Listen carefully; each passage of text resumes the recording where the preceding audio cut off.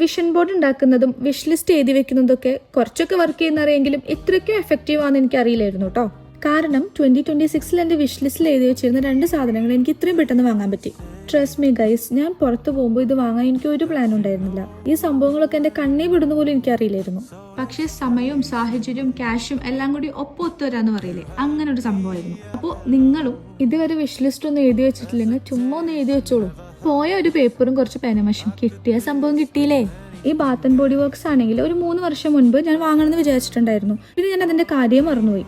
പിന്നെ ഈ വർഷത്തെ വിഷ് ലിസ്റ്റ് എഴുതുന്നതിന് മുൻപ് ഞാനൊരു വീഡിയോ കണ്ടിരുന്നു.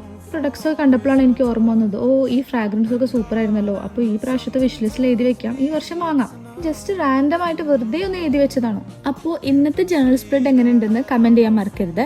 വീഡിയോ ഇഷ്ടപ്പെട്ടിട്ടുണ്ടെങ്കിൽ ലൈക്ക് ചെയ്യാനും ഇതുപോലത്തെ വീഡിയോസ് ഇനിയും കാണണമെങ്കിൽ സബ്സ്ക്രൈബ് ചെയ്ത് വെക്കാനും മറക്കണ്ട. ഇതുപോലത്തെ എന്തെങ്കിലും വീഡിയോ സജഷൻസ് ഉണ്ടെങ്കിൽ അതുകൂടി ഒന്ന് കമന്റ് ചെയ്യൂ കേട്ടോ.